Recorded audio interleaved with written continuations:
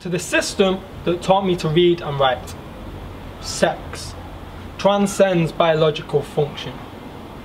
The process of procreation, fertilization, impregnation, the explanation of the combination of genetic factors of fathers and mothers by mode of chromosomes, fallopian tubes and zygotes, which I wrote in countless books and read in countless others, do not account for sex.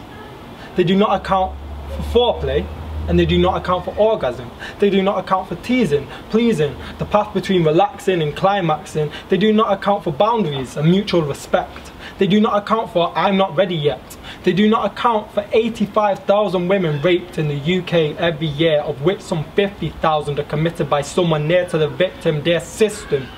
You do not account for the idea of male responsibility.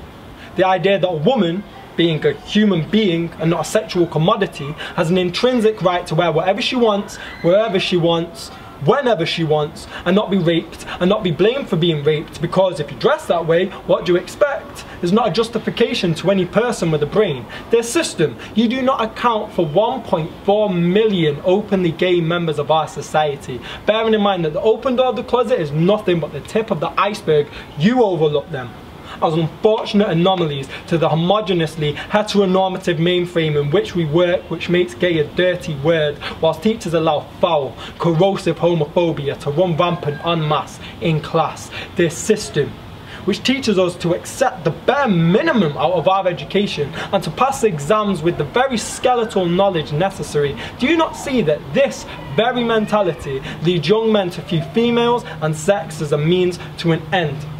And that sex viewed through the lens of a scientific process as opposed to an intercourse between two, or three, or four, or five people has created a bewildered generation who don't understand why they're not hung like horses like a guy in pornies, or why the girlfriend cries when she gets called bitch by him in the bedroom, and while he's been led to believe he needs to be something he's not, she's got the exact same pressure but forced 10 times more violently into her mentality, and she in turn internalizes terms which she's been called for no reason, which guys have learnt while surfing the net for what they can't get in schools.